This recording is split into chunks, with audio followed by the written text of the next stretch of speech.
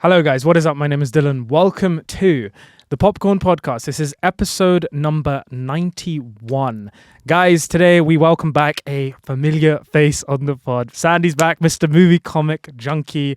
How are you, sir? I'm doing great. It's lovely to be back. How are you? I'm good, man. I'm good. It's been a little while. The last time you were on was for Fantastic Four. Yes. Which was earlier this summer. I will say it got to the point in the year where I was like, you know what? I've been reviewing and talking about loads of different kind of films, but I am kind of dying to get one sort of big kind of nerdy sort of episode in before the sort of season, I guess, at the end of the year wraps. And of course, I couldn't think of anyone else but yourself, the king of everything, movies and comics and junkies as well. You know? Hey man, are you a king of junkies? Oh, yeah. To chat basically sort of mix of different fandoms, fan bases, fantasy, sci-fi, etc. We're all going to be covering it this episode. So the first thing we are going to be doing, guys, is we're going to journey back to Middle-earth and we are going to be doing some Lord of the Rings hot takes. But Clara is also going to be joining us for the hot takes to make this sort of segment a bit more conversational. So let's get rolling. Sounds great. Great. Amazing.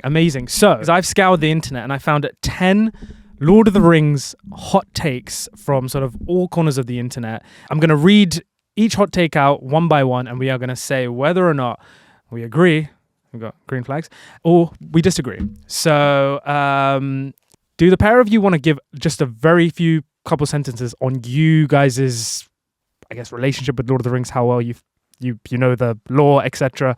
Sandy, do you want to kick this off? I mean, I don't think he even needs to, but yeah, no, just me. I like it. I'm a big fan. I don't know what else to say really. I mean, it's basically what I've made. It's basically what I do on TikTok. I talk about Lord of the Rings. So yeah, that's sort of my thing. And it's funny because Clara, before the shoot, you were saying that you're also a massive fan and you've also just read the book. No. Is that right? No. Yeah. I am definitely. I don't know. I'd say I'm probably the least. You know what? You probably know the books better than I do. But I read them when I was like 11. But you still know the books better than I do. Okay, yeah. Because I said Tom Bombadil, and Sandy started laughing, and Clara started laughing. So that means yeah. But I think I know the films better than you. Yeah, you know the films better than me. Yeah, and then Sandy's just like yeah. Yeah. Well, but I was gonna say it's quite nice because the first episode myself and Sandy did was around this time last year where we reviewed the War of the Rohirrim. Yeah. So we were saying it's like sort of taking a trip down memory lane, getting back on the couch and here to chat some more Lord of the Rings hot takes, agree or disagree. Let's get into it. Okay, so the first hot take that we have is The Fellowship of the Ring is the only film that actually feels like an adventure. The rest are just endless battles. Agree or disagree? You know what? I'm going to kick this off with some controversy, maybe. Do you know what? That's tough. Well, I'm going to go disagree. Okay. But I can see where it comes from. I can see where it comes from as well, but I disagree. Yeah, I guess I'm in the minority here, and I'm just going to sort of take the hot take as a sort of just from a face value perspective. So the reason I kind of sort of agree is not that the other two, not that Two Towers and Return of the King don't feel or have adventure-like qualities to them, but I do think once the Fellowship sort of ends, the end of the Fellowship, the tone very much changes from being this kind of very sort of almost like warm, cozy quest to something much more now we're like very serious, very much more mature. There's going to be a lot more political intrigue. We're going to explore Middle-earth a lot more, and that sense of like sort of togetherness and everyone sort of being on this one adventure together. I think just because of the way the Fellowship is now just scattered, you don't have that sense of togetherness as you do for the majority of the film. And I do think that that sense of adventure, it is technically still an adventure, but there's a lot more sort of trepidation there. And I don't think I go into Two Towers or Return of the King or watch those films with the same level of like, oh my God, this is so exciting. I can't wait to get on the quest. You know what I mean? Yeah. I completely agree with you, but I think you've literally said it's still an adventure. It just has more trepidation and intrigue and more battles and politics. I think that quote is going, it's not adventurous. No, it says this is the only film that actually feels like an adventure. But I feel like the others, they feel like more dangerous and there's more battles, but they still feel like an adventure. Which parts of, say, Two Towers feels, in your opinion, the most adventurous? Either I think all of like what Sam and Frodo are doing is very a quest and adventure, but also when they're going to look to get the hobbits back. from the orcs that have been kidnapped. I feel like that's very I agree. adventure. The start of that, yes, with the three riders. I understand the point where it's sort of like, I feel like an adventure needs to have an element of like fun or levity to it, and those films in a sense don't. I get the very start when you got like, you know, Gimli, Aragorn and Legolas on their little ride. That feels fun, but afterwards it does become like a very serious tale. But at the same time, it is still an adventure. No, of course. I think it is. Like, I think you could still categorize it as an adventure, but I do think there's a huge shift in that adventure tone from Fellowship to 2000. Sure. And just to sort of play devil's advocate, I would say, like, even when you say like Frodo and Sam going on this adventure, it's completely different to how it is in Fellowship. Like, you have like Gollum being introduced, and from that point onwards, there's always like this sort of tightrope that they're walking. There's this feeling of like, you know, can we trust this guy or not? And for me, it starts becoming less like an adventure, but more so this like really kind of. I don't know. I just feel like there's something like about Fellowship. I agree, the tone shifts 100%. Yeah. Fellowship is different and it's more lighthearted. I'm not disagreeing with anything you're saying.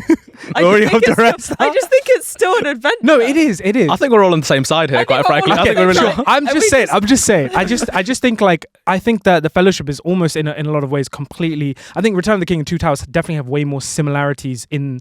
We agree with you. Structure. We just think it's still an adventure. No, I know, but think about the actual hot take. Like, what's it actually saying? It's saying like the Fellowship is the only film that feels truly like an adventure. Fucking, I don't know. The Batman is, I don't know, an adventure film. I wouldn't be like, or you know, well, you know, we can't be breaking up on the first hot take, guys. It's my favourite for that reason, though. Oh, okay. Like a reason that it's more like together in an adventure and it feels like really complete. I'm not saying it's quote unquote the greatest one, but it's definitely my favourite for that reason. Sure. Yeah, no, for sure. But also I will say I do disagree with the second part of this hot take, which is the rest are just endless battles. Yeah. I don't agree with that. No, I don't agree with that. So yeah, there you go. I think you disagree with the hot take, let's be real. No, I'm just like opening up the idea of the conversation of like, I don't know, I feel like a lot of people, they might go into Fellowship and not actually quite expect the tone or the change in sort of film style, I guess, from Fellowship to Two Towers. People always just sort of see Fellowship, or some people who you know aren't even into Lord of the Rings that much, just think it is that first film, like almost like this idea that these hobbits are just going to Mordor. They've just got to go on this quest and but it's actually. The second two films are actually, you know, they open up the world much more, and it actually loses that. I would say it loses that adventure. I'm not saying it's a bad thing. I'm just saying, like, No, we agree with you. Let's move on. Okay, the second hot take, right? Be very careful which way I go this time. The second hot take we have is The Return of the King did not need all of its endings. It's emotional, yes, but overindulgent. Oh shit. Okay, you go then. You go first.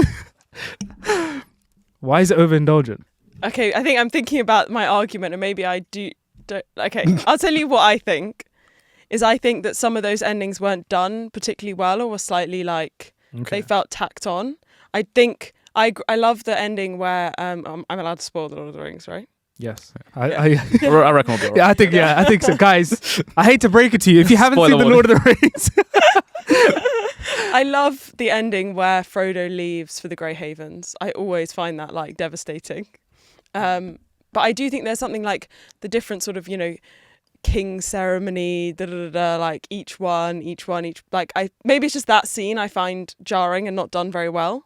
You mean Aragorn's crowning? Aragorn's crowning. Oh yeah, you have said this to me before. I really do. I think that's my thing. It's not necessarily that the multiple endings. It's more that scene I find with such a beautifully crafted film. I find that one to be the most like fake feeling, or the most sort of it just feels like put in there because you needed it and because they wanted to show it, not because it gave me anything else.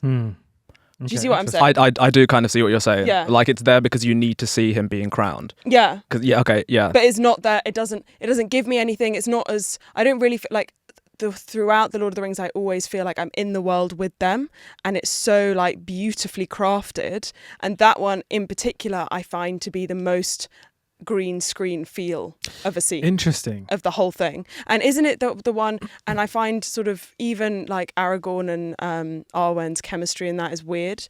Was that the one where they like sort of like, I don't know, they all brought them back to film it and it just feels like a bit off, that whole scene. I just don't really like that scene. Okay. But don't you feel like you need that? You need to see Aragorn and Arwen get back together. You need to see the whole "you bow to no one" scene. Don't you think like that's required? Brilliant, that line. Yeah, it's a good line, but it's like, I don't know. What do you mean it's a good line? That's like the greatest part of that entire scene. You bow to no one. I'm gonna get so much hate on Did you not get like a knot like in your throat? Yeah. Like, no, I do when Frodo leaves. No. But like in that scene, I'm a bit like, okay, great, yeah, you're king. Fair like, enough. oh, we knew. Yeah. Maybe if it'd done it differently, and I'm being so picky. For me, just going back to the actual sort of hot take, it doesn't need all its endings. For me, I've never understood the idea of Return of the King having so many endings. I think there's like 3 endings. Like you got to tie off like 3 sort of collective or group of characters. There's not like multiple endings. You could say like maybe the ending or the conclusion of the film is they put too much time on that. Like the hobbits, they go to Aragorn's coronation.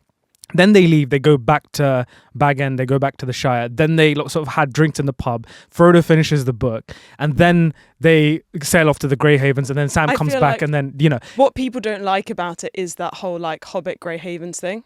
I feel like that is where the hot take is coming from. Maybe I'm wrong. I love that bit. But I feel like, most people watching these films go, we won the war, Aragorn's king, done. Do you know what I mean? I disagree. That's not me. I disagree. I love that last bit in The Hobbit in the Shire. I understand why they left out the sacking of the Shire, but I would have loved to see that. Do you know what I mean? Like, I would be there for more endings. Yeah. Mm-hmm. I just do feel like a lot of moviegoers are watching the like, maybe again I'm wrong, are watching the, them taking back the kingdoms, Aragorn regaining like his lineage and things like that. And once that's over, they're more like, okay, great, now everyone's happy. Why do I have to keep watching what's going on with the hobbits? That's an interesting take. I don't know. I've always, like, to be fair, of all the arguments I've heard for there are too many endings, I think your one makes the most sense to me in the sense that the coronation's the one which you dislike the most, I guess. Because I've always thought the other two, well, no, I think there's great emotional depth in that one as well, but like going back to the Shire is like a full circle moment from the very beginning. Yes. Which is why that's like the ending that I've always thought no one can say that's the one they don't like. Fair. Yeah. Interesting. Yeah. I was going to say, I think sort of going back to your point, and again, I don't want to speak on behalf of you, but if I was to say, or I'm just assuming here, I think you're saying that scene, there's something about the scene that doesn't quite click into place for you, correct? Yeah, 100%. Do you think there's maybe it's because maybe it's to do with the character of Aragorn in the sense of like the entire 3 films, he's he's this he's developing throughout them, and then like sort of his highest point is when he leads the kind of fallout of the Battle of Minas Tirith, but he leads them to the Black Gates and sort of has tries to give Frodo and Sam one last chance to, and between that and his coronation, there is an element of like Aragorn has just stepped into this role of being a leader, but now he's almost he's looking at everyone and he's sort of saying like it's not preachy, but do you know what he says? A line where it's like let us like basically go and sort of spend the rest of our days in peace or something like that, and he's almost there's almost like there's a bit of character missing between the point of the Black Gates to now he's just this king, and now this is how he has to behave as a king, and like there's a little bit of a kind of jump there, if I don't know. Yeah, and I feel like and again I think there's for me also like an aesthetic dissonance that in like Rohan, you're seeing the men and the way they rule as being a lot more earthy, and I know they're because they're riders and whatnot, and a lot more gritty in a way. Still noble, still all of this thing, yet you still get grandeur from them. But then in this scene, it's almost like they've taken on the elf aesthetic. The Do you know what I back mean? hair. He's not looking rugged. He's not looking like a grub anymore. That's what we're talking about. Yeah, he's not like Aragorn anymore. And I think but you're isn't right that the with point, the. though? No, but I agree. But I think you're right with, he was fighting for something. There was this, and then there's this dissonance. This is like where he's ethereal like sort of ethereal figure, yeah. almost like an elf. And I'm getting this sort of. So he just became this. But for and I me, know he's one, and I know he's not exactly a man. Like he's more than that. But even so, I don't know. It just feels odd. Like. Yeah, I get what you're saying. Like, Aragorn is like basically Strider for the first film. He's like this, he's this kind of person who sort of hangs around in the corners of pubs and is very like, if anything, he's not like this angelic presence. He's not like the other elves. But for me, the reason why the scene at the end of Return of the King works is because he's meant to be that figure who unites man and elf like together. Like over thousands of years, they're finally united together. He does it, but then he like becomes an elf. Like that's not the like vibe. Like he's both. He's rugged. He's heroic. He's all of these does things. He become an elf? I don't know. You want Gandalf to put the crown down on his greasy head. Exactly. But then, I know what you mean. He starts singing in. Is it Elvish that he sings? Yes. Yeah, it is. But he's great. Like even from when he's Strider and he's singing. Or like telling those elvish tales to the hobbits and things like that. Yeah. Like that I feel like is the beauty of the marriage between both of them. That he is a man, he's like rugged, he's all of these things, but he has like through him the artistry. Like a vestige, of the elves. And I think that's when I feel like Peter Jackson just like hit exactly who Aragorn was. And in that last scene I don't know, just it felt maybe a bit cheap to me to do it that way. Interesting. I don't know. Yeah. Fair enough. We've spent a lot of time in this one, I appreciate. I want one more point on your aesthetic sort of situation. It is also because it is Minas Tirith. It's like the White City. The entire time, like you sort of associate Aragorn as this sort of very gritty character, always sort of fighting in the mud, in rain, all this stuff. And then all of a sudden now everything's like got this sheen to it that it does. You're seeing a character like that in that kind of environment. There is a little bit of like, oh, okay, I'm just sort of buying into that. Okay. Fair enough. Yeah. I feel like that's more so a critique of, well, not a critique, but that's less a problem with the films as opposed to just the story, right? Because that is how the story wraps up. Yeah. Yes, maybe. I do see what you're saying, but like... So you're going after Tolkien as opposed to Peter Jackson. But he should be crowned king. And he should say, I don't know, there was something about the way it was done, and maybe I'm just being very, very critical and I understand that. But there's something about the way it's done that I feel like it loses a bit of who Aragorn is. All right. But you do agree that there should be a coronation scene in the film? Yeah, I guess. No. No. Fine. You, fine. how? I take back my agree. Fine. Yeah. On a very, very final note, I will say anyone who's personally for me, when I hear this whole thing like, oh, Return of the King has too many endings. You have been following these characters for fuck knows how long, right? How are you expecting them to just be like, yeah, bye, done? Yeah. You have to give them the time to like close off their arc. It's like a 12-hour movie, and you're saying you can't have a half an hour ending. Yeah. Exactly. Yeah. Exactly. Yeah. No, I agree with that. Yeah. Okay. Right. Up next, we've got the next hot take. If the Lord of the Rings films were released today, critics would call it slow and audiences would check their phone after 20 minutes. Like some audiences or like all audience? Do you know what I mean? Like, are we saying that the general consensus would be... surely not. I don't have the same faith in audiences anymore. Yeah. Unfortunately. I think the audiences have got worse. I hate audiences at the moment. But I think generally it would be critically received well. And I think people who love film would love these films. Yeah. Unfortunately, I think the sort of sad truth of it is the Lord of the Rings films would look, I think, very different today if they were made today than when Peter Jackson made them back in the, early 2000s.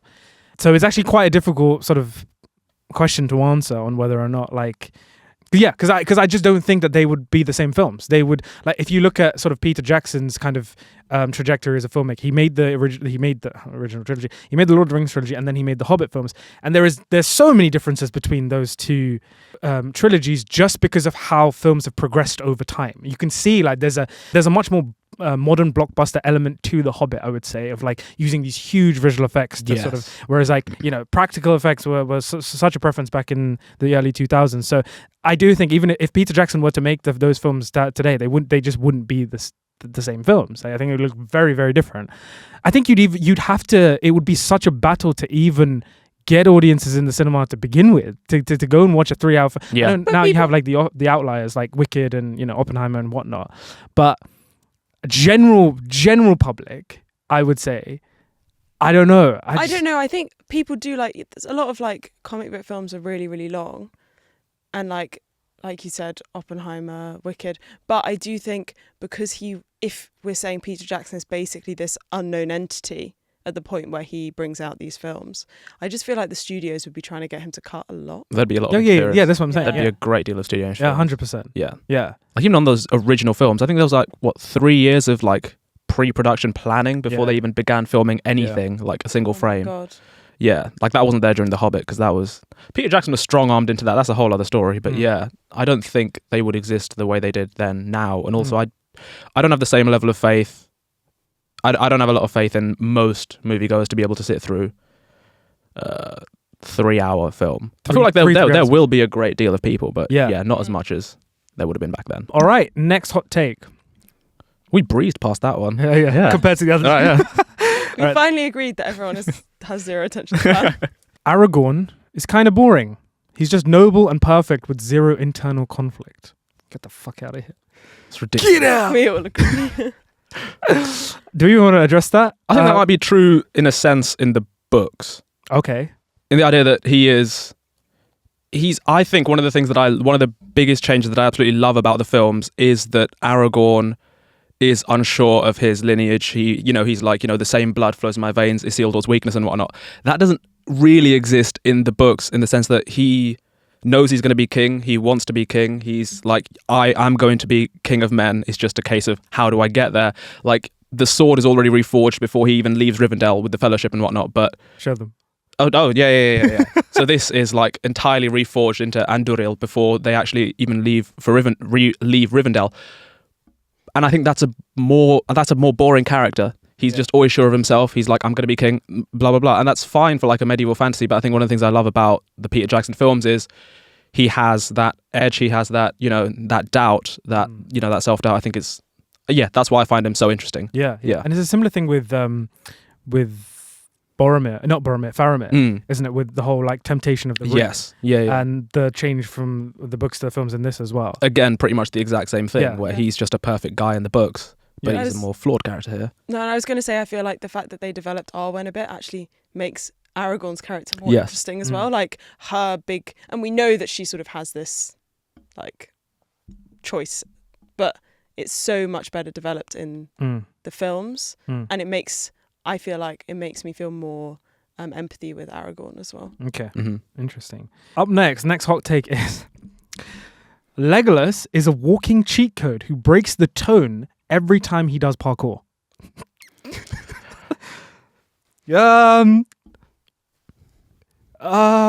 Fuck. This is films, right? This is films. Go on, put the green up. You clearly want to put the green up. I'll say the thing has a slight point in the sense that I don't know if he's a walking cheat code. I think people perceive that because he's so unbelievably skilled that he's able to shoot arrows from fucking hundreds of meters away and hit them with headshots. Legolas, what do your elf eyes see? He can see from 1,000 leagues away, but he's also able to take down fucking kill elephants like that, and just So people look at that, and then like I feel like when you have such sort of let's just use the term realism on the ground, when you're seeing the riders of Rohan get like it's like taking like 10 of them to take down one kill by chopping off the legs or hitting the legs, and then Legolas just does it like that. There is a level of like we're going from like this kind of more gritty kind of sort of intimate kind of battle experience to something that is now you can sort of sit back, watch this guy do his thing. Helm's Deep, he skateboards down with the Uruk-hai's shield, and like it's rad. Yeah, so there is an element of like there's a clearly a huge separation there. I don't think it's tonally breaking it. I'm not tonally taken out of it. if anything, I've just got a huge smile across my face when I see it, but I'm not tonally taken out of it. That's my point. That's the bit I disagree with. That's why we put disagree. Yeah. Okay, sure. In the sense that, sure, he's a cheat code in a sense, but like you're in these big battles, everything's like dull and dreary and tense, and then you get like a few moments of just levity of him just doing something crazy. Yeah. And like, I watch these films with my mum, and she's very like, she jokes about not having a sense of humour kind of person. And but even we go, oh my God, what's Legolas going to do next? Oh my God, the like Oliphant scene. Oh my God, the this, the that. Da, da, da, da. And it's just, it adds that little bit of fun into what otherwise would be super bleak. And that's true. Yeah. I think it adds rather than detracts. Mm-hmm. No, absolutely. Yeah. I will say like Legolas in the Hobbit films, maybe you can actually make an argument. Yeah. Because it is so like CGI and green screen heavy that it's a bit much. Any sense of realism there is just removed. He's like flying on a flipping, what's the thing? When he's just like climbing up the rocks while they're falling down, he's jumping on dwarven heads. I'm like, relax, mate. You know what I mean? I get it, but yeah. Up next, the next hot take. Gollum is the most tragic and relatable character. Frodo is the villain for betraying him. I mean, no, joking. Frodo's the villain? No. I mean, he gave him a chance, but Frodo's the villain. I mean, first of all, we all relate to Gollum, right? Just a real creepy, ghoulish looking thing. I mean, I can't think of any better way to spend my like Friday night than just eating raw fish, raw and wriggling. But Frodo the villain? No, he's not the. He's always the villain hated. for how he treats Sam. Yeah, but he's not actually a villain. But like that's my only like Frodo red flag. Yeah, I see what you're saying. I've never liked when people are like, "Oh, Sam was the real hero." I'm like, yeah, Sam is the hero, but he didn't suffer like Frodo did. He didn't have the burden that Frodo had. No, sure, but I think maybe more in the films because it's slightly more informal. I get.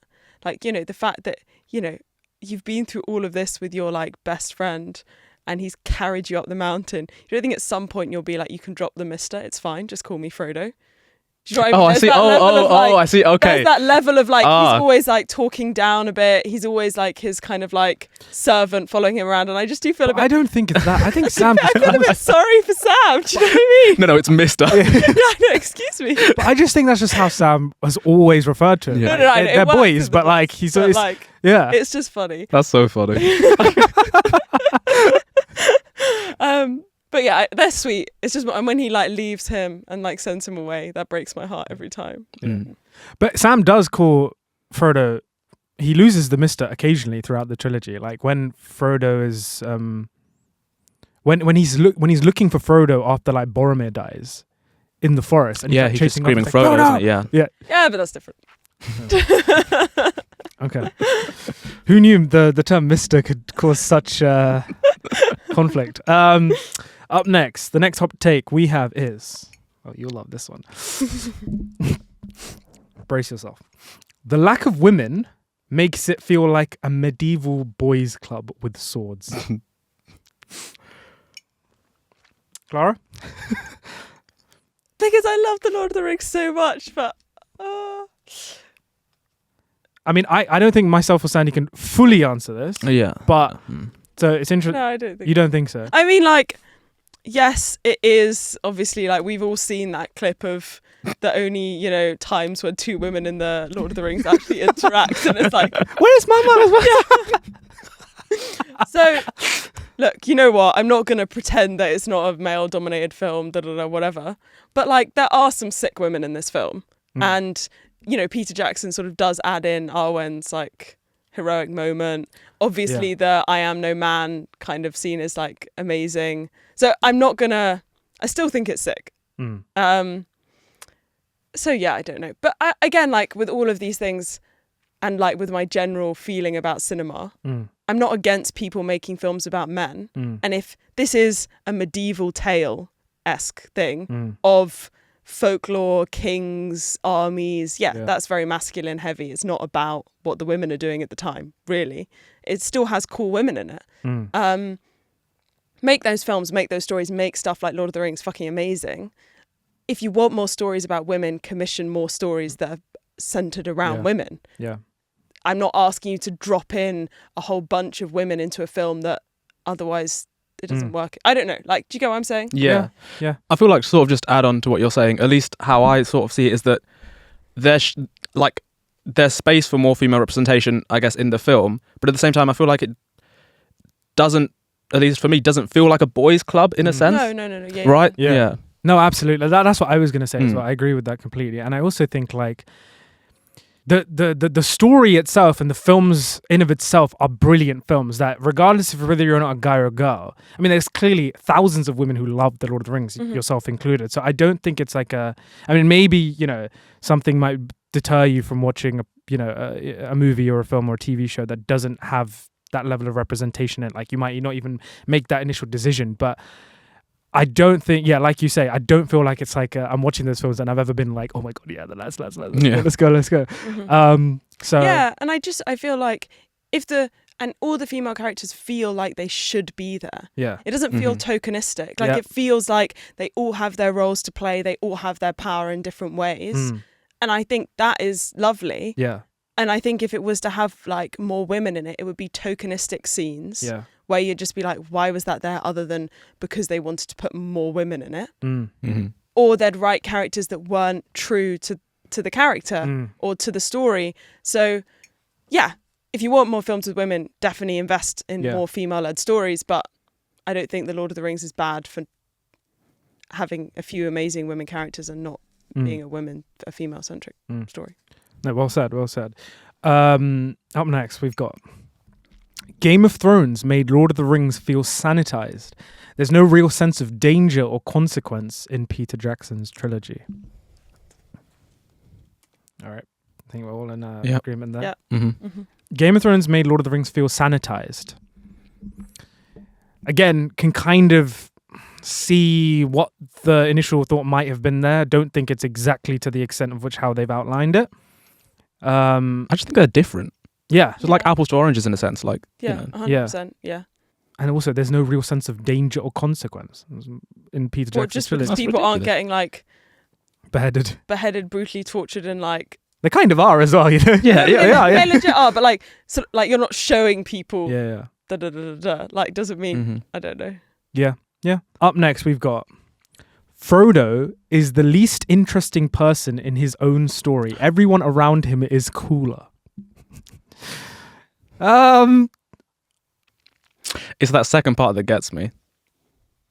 The least interesting person in the story.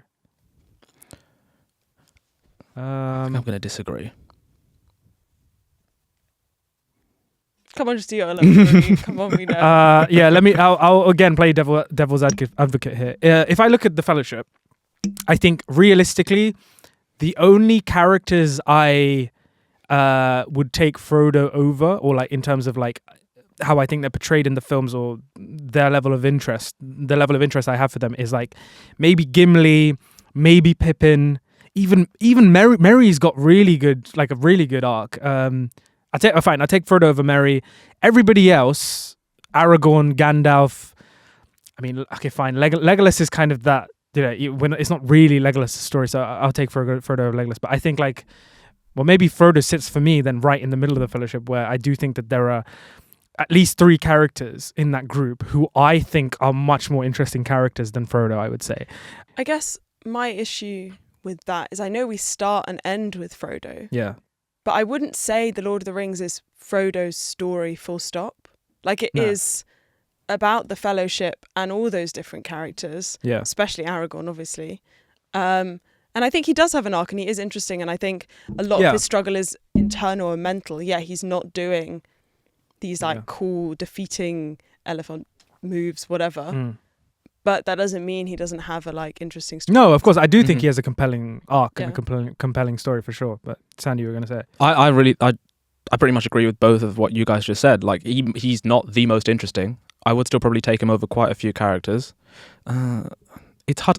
I think all of the characters are just so rich and complex that it's hard for me to. Maybe I do agree that he's the least interesting, but even then, he's still so interesting. Yeah, absolutely. That it's. But I don't know, like Legolas is cool but uninteresting. Do you know what? The more I think about it, yeah, like there's not much to him in those films, Yeah. to the point that Frodo forgets his name at the end. Do you know what I mean? Like, yeah. He does.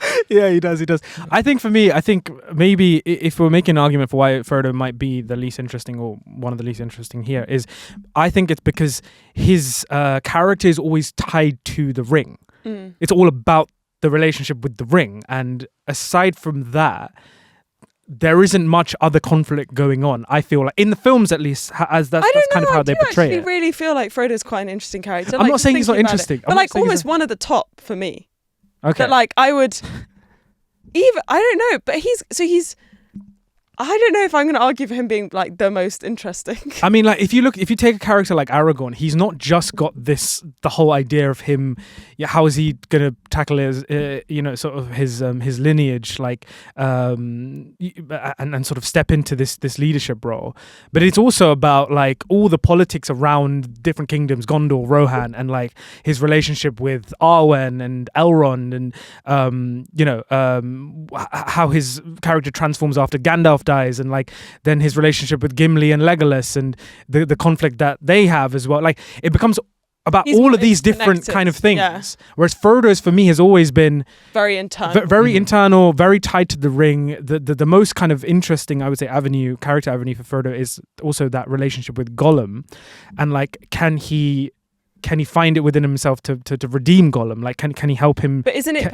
But I think that's so interesting. No, it is. Yeah. Yeah. Can he forgive and redeem Gollum? But that's so important to him because he's turning into Gollum, and I think that is like so. And his relationship with Sam, and that being sort of the like choosing the light versus the dark, and all of the like. I do think he is really interesting. No, I'm not saying he's not interesting. I'm just saying. Yeah. Should we leave it at that? Yeah. Okay.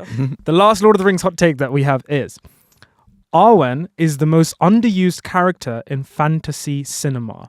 Liv Tyler deserved way more screen time. Agree or disagree? I mean, I disagree, but now I'm just trying to think of other characters in fantasy who are more underused in a sense. Go on, yeah. I mean, like she's not underused. I mean, in the books she's barely in it, and in this they give her a lot to do, and like that's great, and I love that for her. But in my head now, I'm like, who is there anyone else ever in the history of fantasy? Do you know what? I'll just ponder that. But what do you mean? Like that's what I don't get. Like underused in what way? Yeah, they right. use her more than they like. The source material warranted. She could have been in like 2 scenes with like 2 lines. Do you know what I mean? I guess if someone had never read the books and they just watched the films, and you had Arwen come in and have this incredible moment in Fellowship, and then for the rest of the 2 films, there's never quite a moment that peaks for her like that, like her character like that. Yeah, I guess. That it's almost like a situation of her peaking too early, or. But then sort of if you look at it for sort of in the 2 Towers and the Return of the King, she's slowly dying, right? And she basically becomes this character who, in the first time you see it, she's full of agency. She's I see what you're saying. Essential to the Frodo surviving, etc. But then she almost becomes this sort of afterthought in Aragorn, like this ghost that haunts Aragorn, and like almost becomes that secondary sort of presence there, as opposed to an active character. I see what you're saying. I feel like if I didn't know already what the story was going to be and watch those films, I'd be like, oh, she was sick. Why isn't she getting involved and fighting for Middle Earth? Why is she just going like, oh, I feel the nature kind of thing? Flu. Yeah, I know. So I do get what you're saying, actually. But I disagree because... Yeah, I do disagree. I'm I'm trying to give life to these... You've done a lot of this. I'm trying to, I do see what you're saying. Yeah. Okay, well, there you go, guys. That is some Lord of the Rings hot takes. That was quite fun. That was fun. Let us know what you think about those hot takes, whether you agree or disagree with any of them. So yeah, thanks, Clara. Thanks for joining us on the couch. Thank you so much. That was great. Sandy, let's get us stuck into it. Let's go. Shall we? Okay, so guys, round 2 here after our sort of Lord of the Rings hot takes is simply a round called Lord of the Rings or Game of Thrones. So I'm going to throw you, Sandy, some sort of different kind of elements. Okay. And you're going to tell me which of those... So the Lord of the Rings films, Peter Jackson's films, versus HBO's Game of Thrones, which of those 2 sort of entities do it better? Oh, okay. In your opinion. Okay. All right? Okay. I'll play along as well, and we will... Let's go through these, and then when we get to one that we have different answers to, we'll explore. Right. All right. Maybe it'll be the first one. All right. And remember, guys, this is Peter Jackson's films and HBO's Game of Thrones show. All right? Okay, so who has the better world building, Lord of the Rings or Game of Thrones? Do you want to go first? Right off the jump, you've got me on a question where I've actually debated this internally, in the sense that I think Tolkien has the greatest world building in fiction, in the sense that it's so expansive, and it spans literally like fucking millions of years or whatever. But then you look at Game of Thrones, and I think like the level of detail that Martin goes into for like certain things, like one of the things that like always sticks out to me is the Clegane family, clan, whatever they are. Like, you know, they're called like, you know, the Hound is the Hound because like they used to be the kennel masters for the Lannisters, or like just the level of like he just goes. It's. I think I wouldn't be mad with whichever one people said. I think I'd say Tolkien just because it's so expansive and he's got like he wrote different languages for it, which is crazy. The films, you're right. I think it has to be the show then. It has to be the show. I agree. I think so. I think the first advantage Game of Thrones has is it's just longer. Yes. You have more. You spend more time in these things.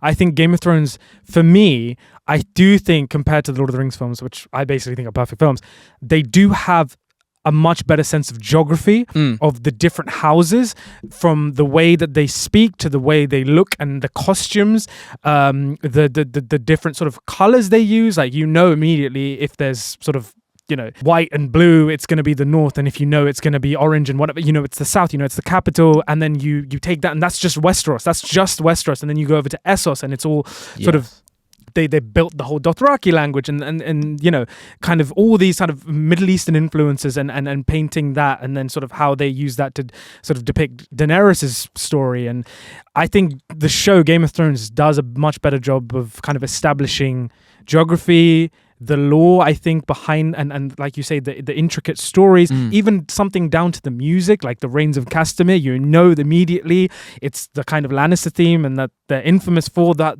That it's just, I think the show, for me, takes it. Yes, I think like everything you just said can also be applied to Lord of the Rings, but I think the primary thing is Game of Thrones is way longer. It's had way more time to like set these things up and like Yeah, absolutely. Okay, who nails political intrigue better, Lord of the Rings or Game of Thrones? That's Game of Thrones. I think it just comfortably. Yeah. Which has the more immersive setting, Middle Earth or Westeros? Ooh. Immersive. I think this depends on like how you'd class immersive in a sense. Yeah. Because Westeros feels more real in the sense that I could imagine living life in Westeros, whereas Middle Earth, it feels more fantastical. Yeah. So I guess in that sense, Westeros, I feel, just because, like Middle Earth does feel far more fantastical. Yeah. I could imagine myself actually living there, but I can imagine myself living in Westeros because that just feels like the regular world, just in medieval times. Yeah. Yeah. No, I think so. Yeah. I hear what you're saying for sure. I'm just thinking Lord of the Rings. I'm trying to think which sort of location in Peter Jackson's trilogy I find the most immersed in. I really want to sort of get to grips with it. I think, I mean, all of them have such well, established geography. If you go to Helm's Deep, or if you go to Minas Tirith, like even in The Return of the King, like you're presented with this entire new city, and immediately like you feel it's remarkable. Yeah, Rivendell, just the Shire. The Shire as well. Yeah. I could imagine myself living in the Shire. Even actually, Bree, that's a brilliant point. Bree, just Bree. Yeah, it's just like, I don't know, chomping on a carrot. Do you know what I mean? Yeah. Yeah, Peter Jackson chomping on a carrot. Shall we go for a tie with that? Let's go for a tie. Maybe, I would say immersive in different contexts. Yes. All right. Good versus evil. Which does it better? Lord of the Rings or Game of Thrones? That I think is Lord of the Rings. You think so? I think pretty clearly it's Lord of the Rings. When you say good, what do you mean when you say good versus evil? The depiction of good and evil in those respective worlds. Oh, I see. Sorry, I probably should have worded it better. That's a bit more of an interesting question. I know people tend to say that Lord of the Rings draws a more like fine, like a hard line, which is true in a sense, but it's not like it's black and white where like these guys are good, these guys are bad. That's not true. Game of Thrones has a lot more nuance, like a lot more nuanced. Like it's hard to think of a purely good person when it comes to Game of Thrones. Yeah. But I think when it comes to like the overarching ideas, like the platonic ideals of good versus evil, I think it goes to Lord of the Rings, just because if you look at the entire story, I think it nailed what it was going for in the concept of good versus evil. When you see the good men, you see the evil men, you see Sauron, you see Aragorn and whatnot.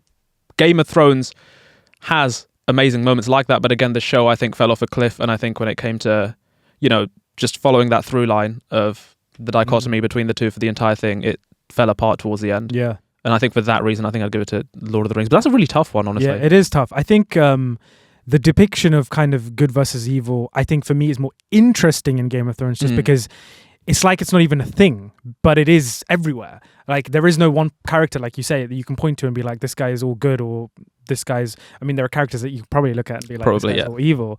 But I think it for me, like, it presents that kind of scale of good and evil a little more sort of nuanced and more complex than Lord of the Rings. Lord of the Rings, you have sort of pure evil, but you also have pure good, and then you have some characters who are sort of intertwined in that on that scale and who fluctuate on that scale as well. Like, Frodo kind of almost does that as well, like to a certain extent, and Sam is someone who always maintains that righteousness and whatnot. But yeah, no, I think it's tough. It's tricky. That is a very tough one. Yeah. All right, Aragorn or Jon Snow, who's the better hero? Aragorn. Yeah. It's not close. It's really not close. That's ridiculous. Yeah, it's also again the season 8 sort of fell off a cliff. It is. Yeah. Thing. You resurrect Jon Snow. Yeah. As Azor Ahai. I think Jon Snow was really interesting for the first few seasons. Then I think he was sort of he just became you are my queen for 3 whole seasons of the show or whatever, and I was just like, okay, you're not as interesting. I loved the scrappy you as you sort of proved yourself and became King of the North. I thought that was super interesting. That was brilliant. Yeah, but I don't think it's touching Aragorn. The films especially, it's not touching Aragorn. Yeah, I would agree. I think it's more down to the kind of character assassination, I want to say, of Jon Snow. And I do think his character for me peaked at Battle of the Bastards when the cavalry is like charging. I was like, oh, but that is the equivalent of Aragorn saying for Frodo, and basically like that is their respective moments. And I do think both characters are brilliant. But then unfortunately, tragically, Jon Snow his character just diminishes, and like you say, it just becomes a kind of broken record. Who has the stronger ensemble cast, Lord of the Rings or Game of Thrones? Again, very interesting. My gut reaction is obviously Lord of the Rings. And I think a big part of why I won't say Game of Thrones is, again, because I think the ending and like those last 2 seasons really stunt a lot of the power that Game of Thrones could have in this quiz. Yeah. In the sense that I think there are some amazing characters in there. Yeah. And I really love them. And I think, like, especially when you get towards like season 6 and even past the books, when you get to like those seasons where they didn't have the books, you still have incredibly interesting characters. Like, you see the arc that Jaime Lannister goes on, like with Brienne of Tarth and whatnot. And I think it's great. But again, character assassinations, everything falls off a cliff. And even at their height, I don't necessarily think I think they are, they rival Lord of the Rings, but I don't think they quite capture the Fellowship or Aragorn or, Frodo specifically with Sam or all the boys when you talk about like Aragorn, Legolas and Gimli when they're going on the little run. Yeah, I don't think so. I agree. I also, I think that also kind of how they've structured how the characters are structured in Lord of the Rings versus Game of Thrones. In Lord of the Rings, they almost start off all together and then the Fellowship breaks and they sort of end up sort of in different locations and whatnot. So the cast almost disperses after the first film, but you always have that kind of I want this group to reunite at some point. Yeah. When they do, it feels so satisfying. Whereas Game of Thrones, the characters are all over the place. You get Emilia Clarke, who she would never have worked with Kit Harington until season 7 seasons later. So that sense of togetherness isn't for me quite the same as it is with Lord of the Rings. And again, like due to the sort of the way season 8 was done, unfortunately the kind of lasting the last image I have of the Game of Thrones cast is that table read that like everyone's like, what the fuck is going on here? And with Lord of the Rings, you don't get that. You get them reuniting over Skype for like years later, and it's such a big sort of part of the fandom. And I would agree. I think Lord of the Rings just sort of takes it. Who delivers the more emotional deaths? Lord of the Rings or Game of Thrones? Ooh. I will say Game of Thrones for this one for me. Really? I think so, yeah. I don't think I could be mad at you for that. Because you're like, what, you got Reigns of Castamere. When Robb Stark took it in Reigns of Castamere, I was like, you're kidding. Yeah. To be fair, I that was spoiled for me. Like, someone asked me while I was watching the show, because I watched it after it came out. Yeah. I was like, he was like, oh, who's your favourite character? I was like, Robb Stark. He's sick. He was like, oh, mate, buckle up. I was like, what do you mean? Why? Who's this prick?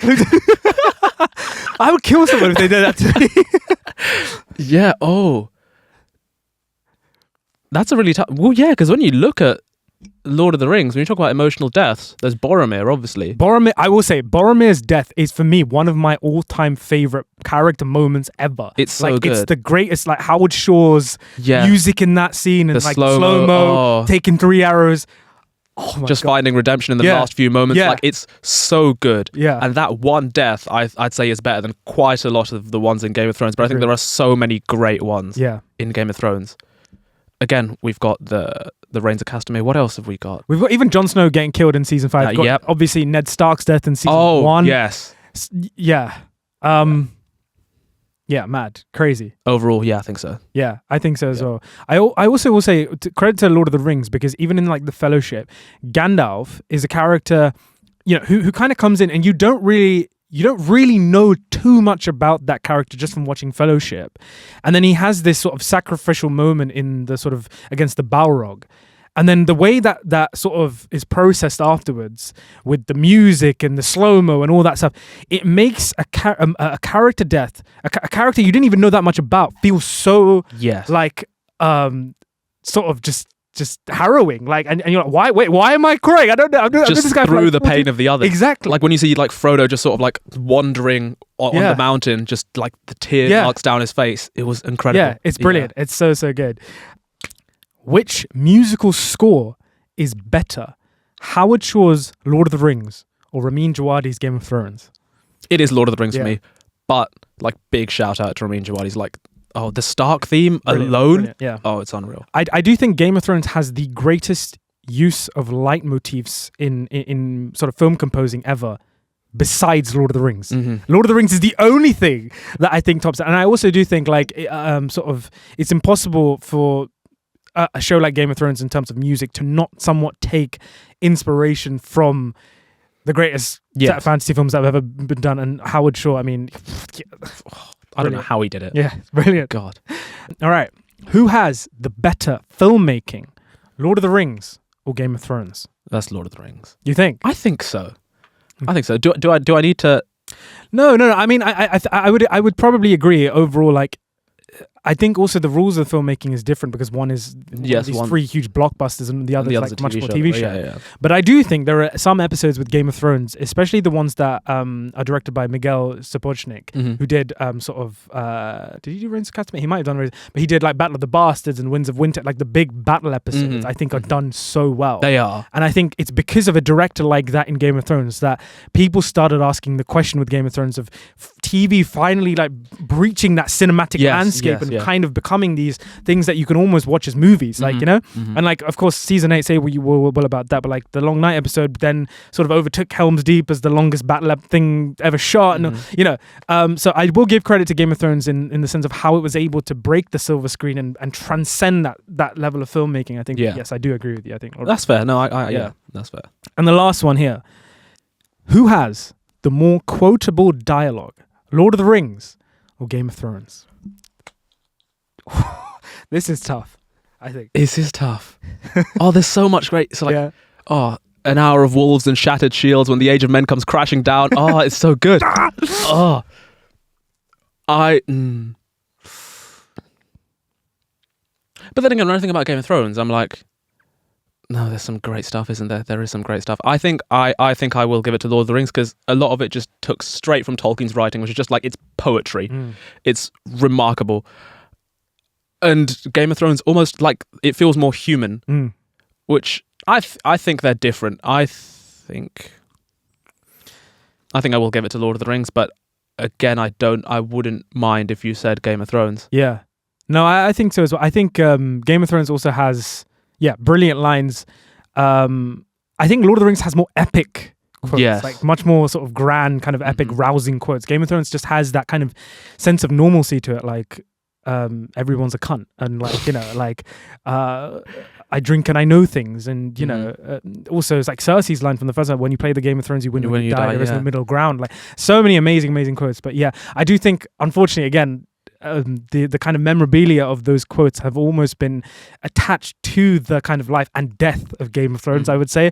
So like, just the fact that people don't look as fondly on that show anymore has unfortunately meant those quotes, they still have their place, but they aren't ringing as loud as the ones in Lord of the Rings, because it wasn't that triumphant, like, this show ended amazingly, you know? So yeah, I would say that. You'll remember the Lord of the Rings quotes forever. Yeah. I mean, fucking Theoden's speech in Return of the King in of itself is like, don't know. Yeah. Don't, because I'll recite all 3 films right now, and you don't want that. So there we go, guys. That was round number 2, Lord of the Rings or Game of Thrones. We've got one final fantasy sort of round, Sandy, and it's kind of a this or that. Okay. But I'm going to ask you, which fictional world is better? Okay, so I'm going to present you with loads of different fictional worlds, from fantasy to young adult to sci-fi, and we're just going to go through them. Okay? All right. We know who's going to win. Anyway, go ahead. So which fictional world is better? The Witcher or the Chronicles of Narnia? Chronicles of Narnia. The Chronicles of Narnia or The Wizard of Oz / Wicked? Chronicles of Narnia. The Chronicles of Narnia or Peter Pan? Chronicles of Narnia. The Chronicles of Narnia or Alice in Wonderland? Still Chronicles of Narnia. That's a close one. The Chronicles of Narnia or Harry Potter? Ooh. Chronicles of Narnia. The Chronicles of Narnia or Game of Thrones?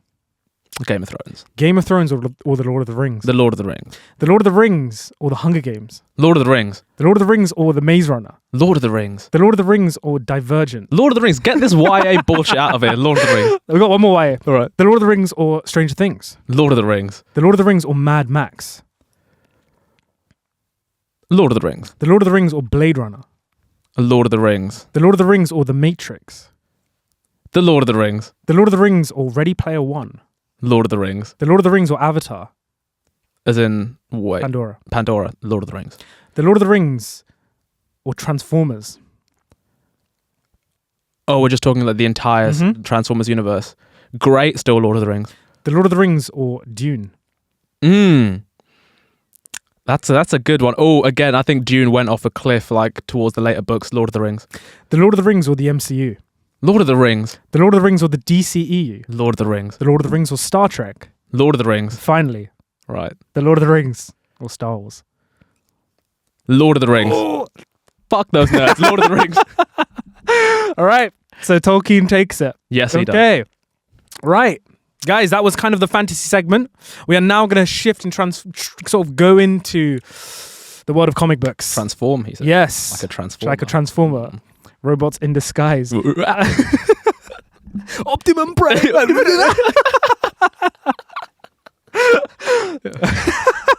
All right, Sandy, we're gonna do a nice little warm-up game. Okay. This one is called Can You Guess the Comic Book Character from Their Real Identity? Okay. All right.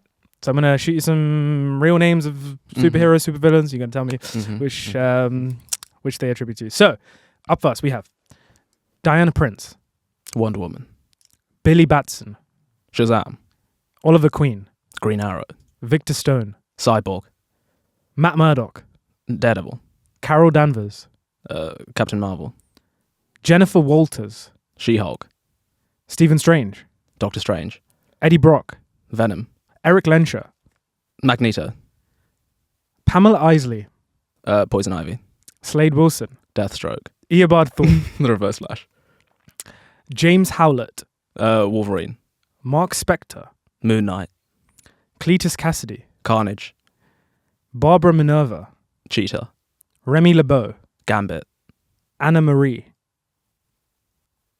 I know this one. No, I do. I know this one. Anna Marie. I know this one. Why am I blanking?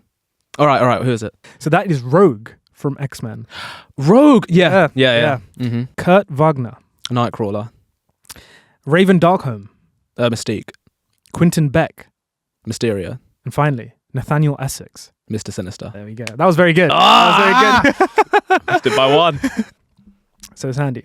Previously on the Popcorn Podcast, we have done a couple of reels, this or that reels, that have pissed a lot of people off. Yeah. And they're wrong, by the way. Everyone who's ever been pissed off, you're wrong. It's like categorically. I'm just putting it out there, but go ahead. Yeah. We are going to do another this or that. This one is, which of these comic book characters would win in a hand-to-hand fight? Okay. Okay? Cool. I'm going to list some Marvel and DC characters. Yeah. Going to go through them. Okay, first up, we've got Black Widow or Gamora. Gamora. Gamora or Hawkeye. Gamora. Gamora or the Punisher. Gamora. Gamora or Taskmaster. Taskmaster. Taskmaster or Elektra. The thing with Taskmaster is he's got photographic like memory, so he can replicate moves. But Elektra's like arguably the greatest female hand-to-hand combatant in Marvel. For the sake of it, I'm going to go Elektra. Okay. Elektra or Stick.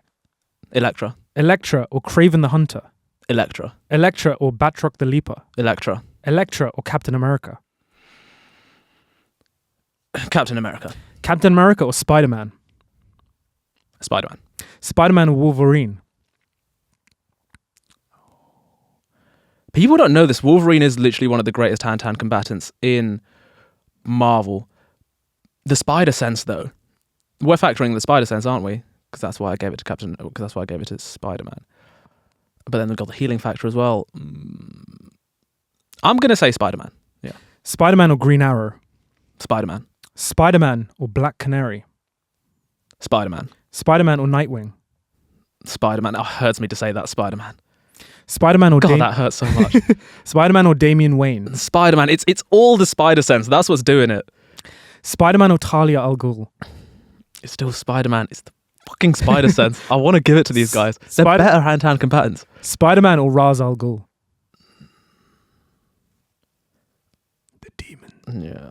Still probably Spider-Man. Is that Spider-Man? Yeah. Spider-Man or Lady Shiva. Okay, I think when you're hitting that sort of level, even with a spider sense, I'm going to say Lady Shiva. Go ahead.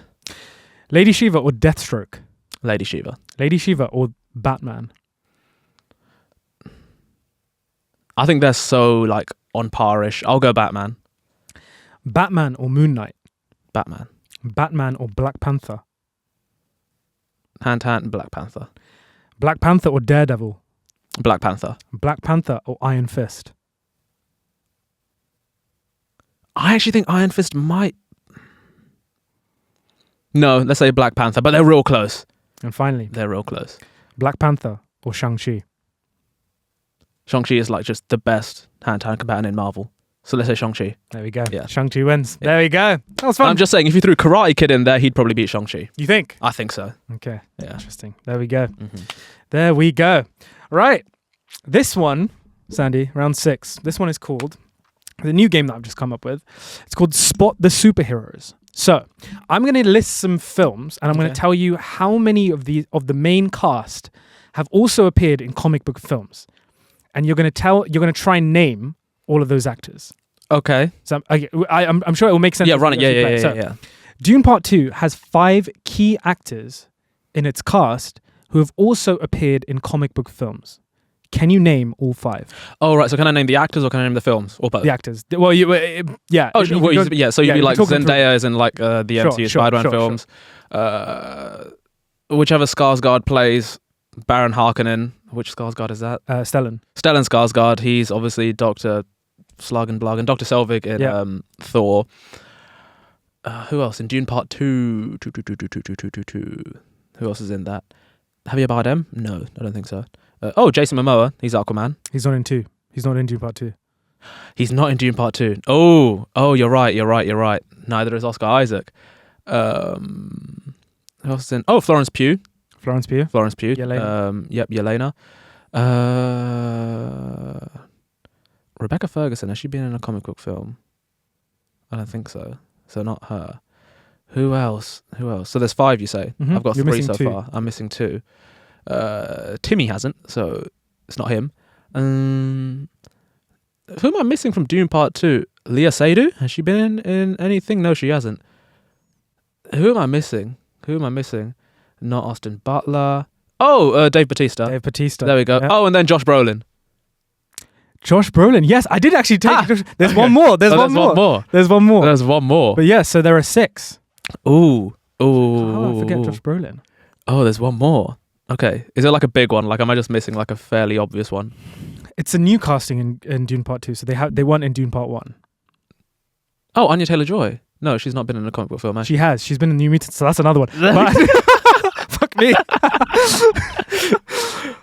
But there's one more. There's one more. This is going well for me. Is it the Emperor? No, it's not. Yes. Is it? What's he been in? Christopher Walken played Max Schreck in Batman Returns. Oh my God, he does. Tim Burton's Batman Returns. Yeah. Oh, okay. Well, we both discovered something there. This is why I didn't future-proof this game, so that's probably why.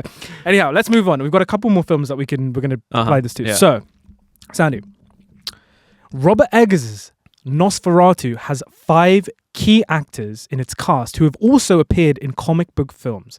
Which 5? Okay. Willem Dafoe, Nicholas Hoult. There Yep. we go. There's 2 right off the bat. Yep. Aaron Taylor-Johnson. Yep. There's 3. What's her name? Is it Emma Corrin? Emma Corrin. Yeah, there we go. There's 4. How many did you say? 5. 5. So I'm missing one. One more. It's not Lily Rose Depp. It's not Alexander Skarsgård, is it? It's not Bill Skarsgård, no. Yeah, whichever Skarsgård. I'm missing one. Ooh.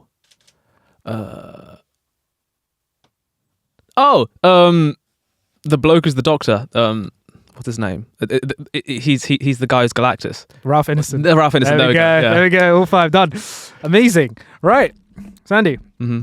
The Prestige has 6 key actors in its cast who have all appeared in comic book films. Which 6? Okay, cool. Hugh Jackman, Christian Bale, Michael Caine, Scarlett Johansson. Who's the other lady? Because I'm sure she's been in a comic book film. Who is the other lady? Who is the other? Oh, is the other lady Natalie Portman? No. Who's the other lady? I'm blanking on like her face, but I'm sure she's one of them, isn't she? Rebecca Hall. Do you know her? Oh yeah, I do know her. She's not been in a comic book film, has she? She has. What's she been in? One comic book film she's been in. What's she been in? Rebecca Hall was in Iron Man 3. She was the other love interest. Okay, is that all 5? Or how many did you say there were? There's one more. It's not David Bowie. Close. Oh, it's it's Andy Serkis. That is correct. Yeah, there you go. Great. Right. We're taking a little bit of a genre diversion here. So, Sandy, the film About Time has 3 actors in its main cast who have also appeared in comic book films. Which 3? Right, Rachel McAdams. Yep.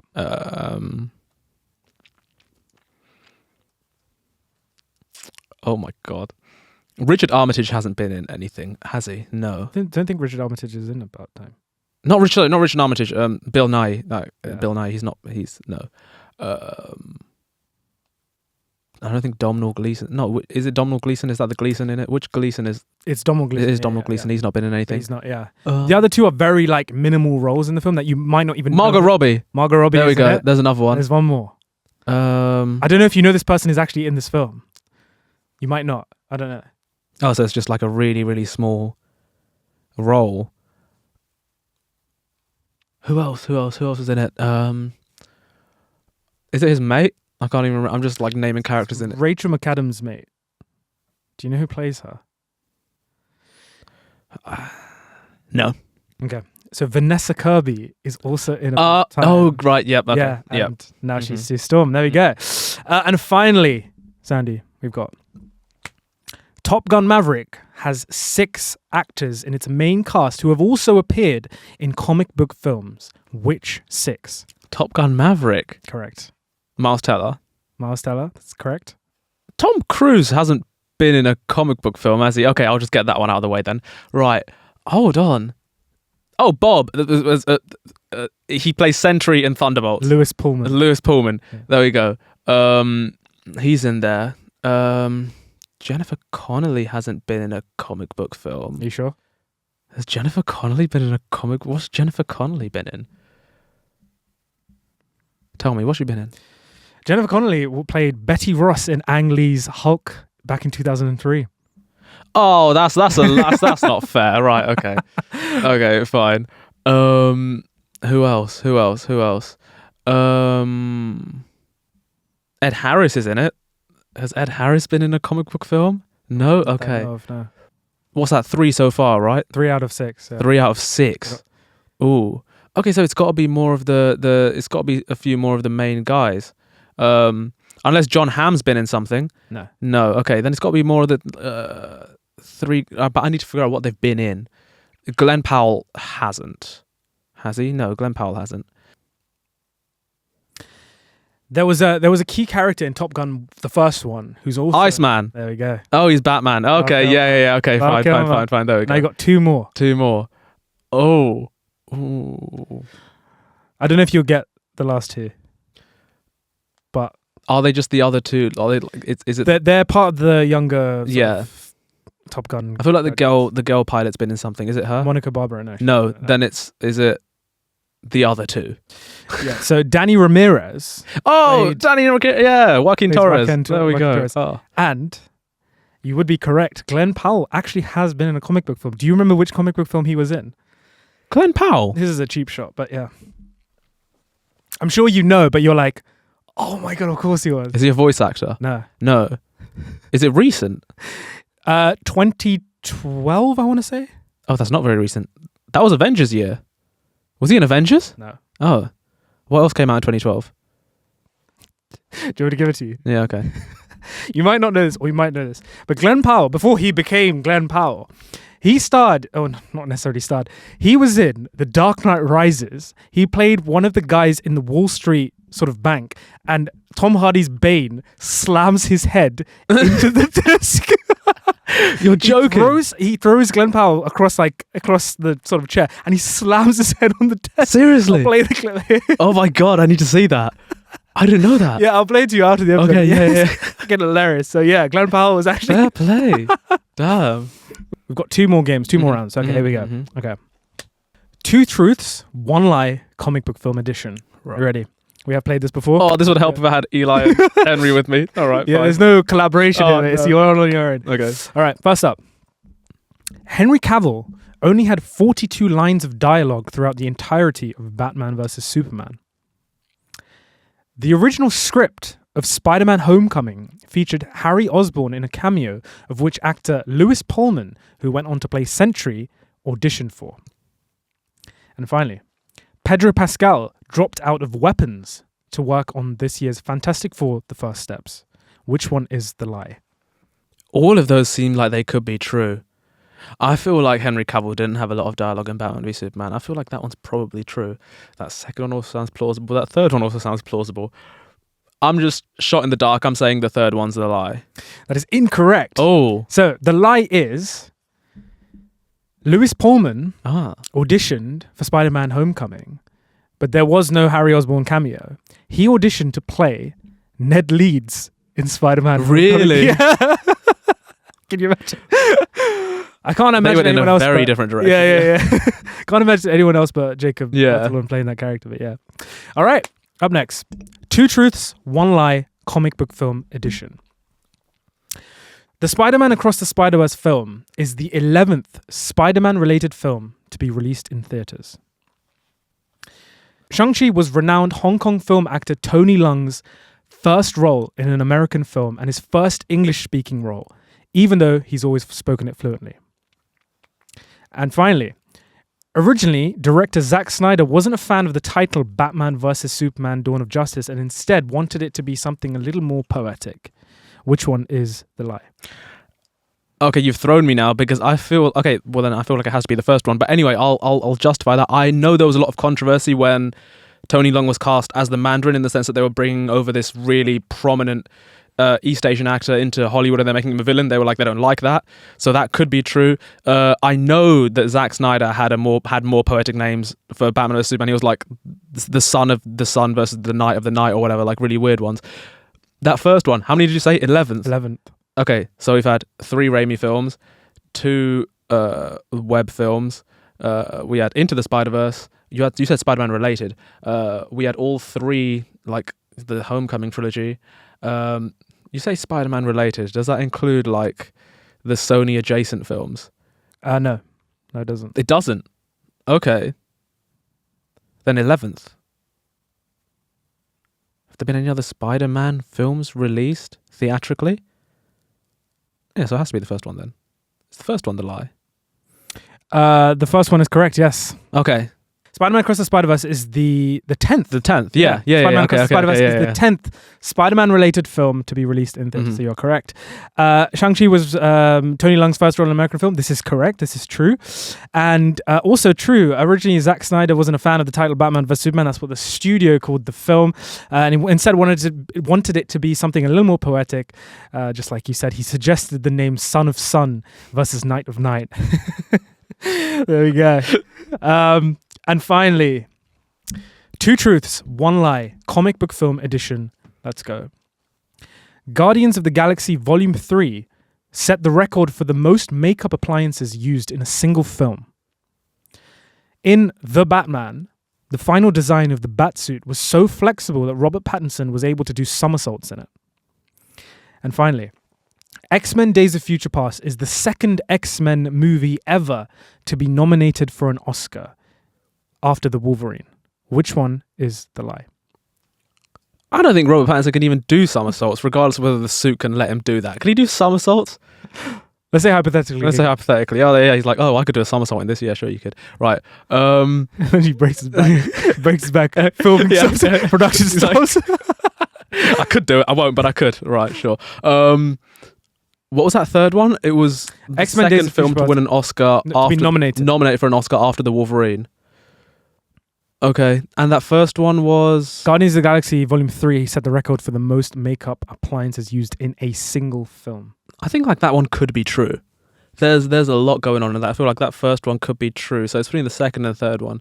It's between whether I believe Robert Pattinson or not. Right. Also that third one, surely there were some nominations before the Wolverine. There must have been. Surely. I'm going to say that third one is the lie. That is correct. Okay. Yes, but not for the reason you might think. Oh. So just to revisit these. So Guardians of the Galaxy Volume 3 set the record for the most makeup appliances used in a single film. This is true, with a staggering total of 22,541 prosthetics, 500 wigs, and 117 pairs of contact lenses applied across more than 1,000 actors. In The Batman, the final design of the Batsuit was so flexible that Robert Pattinson could indeed do somersaults in it. So but I bet he didn't. Yeah. I bet he didn't. And yes, you are correct. X-Men Days of Future Past is not the second X-Men movie to ever be nominated for an Oscar, Best Visual Effects. It is the first. It's the first. There was no other X-Men. Really? Yeah. Oh. Yeah. Well, there you go. Okay. There you go. Nice. We've got one final game for you, Sandy. Let's do it. This is a similar this or that, but it's got a little bit of a twist. So I'm going to ask you, would these Marvel and DC characters be friends or foes? So I'm going to pair up the kind of counterparts in the both respective universes. You're going to tell me what you think, whether or not they would be friends or foes. Okay, so first up, Captain America and Superman. Oh, friends. They'd be best friends. Iron Man and Batman. No, they'd hate each other, but they'd grow to have like a mutual respect for each other, but they wouldn't get along. Spider-Man and the Flash. They'd be best mates. Oh, they'd be the best. Oh, they'd be so good. Thor and Wonder Woman. I think they'd get along. You know, they'd get along. They'd be like, I can work with you. I can see like them initially like having a fight. Yeah. And slowly like going to, fuck. Black Panther and Aquaman. Nah. Black Panther hates Namor. He's probably going to dislike Aquaman. He'll be prejudiced. He'll be like, oh, you're the same bloke. Yeah, I don't like you. Yeah. Doctor Strange and Zatanna. I think they'd get along. I think Doctor Strange would remind Zatanna of her dad, I feel. Yeah. Captain Marvel and Green Lantern. Yeah, they'd fuck. Probably. Yeah. I'd say. Yeah. Vision and Cyborg. Yeah, actually, I think they'd get along pretty well. I think Cyborg would appreciate having someone there who like gets it in a tech sense. Because Batman gets it, but Vision like really gets it because he's a machine, basically. Yeah. Yeah. Hulk and Doomsday. They'd have a grand old time. No fucking chance. No. Ant-Man and Atom. Which Ant-Man? Hank Pym or Scott Hank Lang? Pym. Hank Pym. They'd get along. What about Scott Lang? I think like Ray Palmer or Ryan Choi, whoever, they just get pissed off. They'll be like, this guy's just So fucking following me funny. around, just asking questions about shrinking. Ultron and Brainiac. Not a chance. Yeah. No, they'd clash. Yeah. They both sort of want the same-ish things, and they'd think the other one's in the way. Yeah. Magneto and Lex Luthor. No, because I feel like Lex Luthor would strike Magneto as like one of the guys who probably would have been down for the stuff that happened to his family. Green Goblin and the Riddler. And the Riddler? I thought you were going to throw the Joker in there. Oh, Green Goblin and the Riddler. Let's be honest, I don't think Joker's getting on with it anyway. Oh, okay, no, yeah, that's a good point. Yeah, yeah. I'm saying no. I don't think so. I think Green Goblin would get annoyed and like throw a pumpkin bomb at him or something. Yeah. Deadpool and Peacemaker. No. You see how like Chris is already pissed off enough at like Vigilante. If there was like another weirdo there asking those stupid questions, yeah, they'd get into a fight. Daredevil and Nightwing. Yeah, I think so. Yeah. I think they'd get along really well. Street level. Yeah. Scarlet Witch and Raven. Scarlet Witch is so temperamental, man. I never know. Like, if you catch her on a good day, I think they could get along. Okay. Yeah, I'll say yeah. I'll give her the benefit of the doubt. I'll say yeah. Moon Knight and Batman Beyond. Beyond. Again, with Moon Knight, like, you know, if it's Mark Spector, I think there's a good chance they'd get along. But you never know with that guy. You know, he'll try and kick it through a wall at some point. Yeah, you never know. Hawkeye and Green Arrow. Yeah, I think they'd have it would be one of those ones where it's like they'd be getting on. Oh, Green Arrow would be getting on Hawkeye's nerves a bit, but I think like they'd get along. Black Widow and Catwoman. I just feel like they'd have nothing to talk about. I think they'd both realise they just don't want to hang out with each other, really. I think they'd hate each other. They'd just be like, I don't really... Yeah. There's not much to do here. I'll see you around. Yeah. Fair enough. And finally, Nick Fury and Amanda Waller. Not a chance. Not a chance in hell. No. No way. Well, there you go, guys. That was the 8th and final round of this episode. You know what? Reading those characters out, it actually really does make you think how much inspiration the two worlds have taken from each other. Like, it really has. But yeah, that is round 8 of this episode, and that concludes this episode in its entirety. Thank you so much, Sandy, for coming on and chatting all things. Yep. Well, everything really. Hope that was fun, guys. Do let us know what you thought of any of those games yourself. Whether you agree or disagree with any of our takes, we'd love to know. But for now, thank you so much for watching. Thanks for listening, and we'll catch you very soon in the next episode of the Popcorn Podcast. Cheers.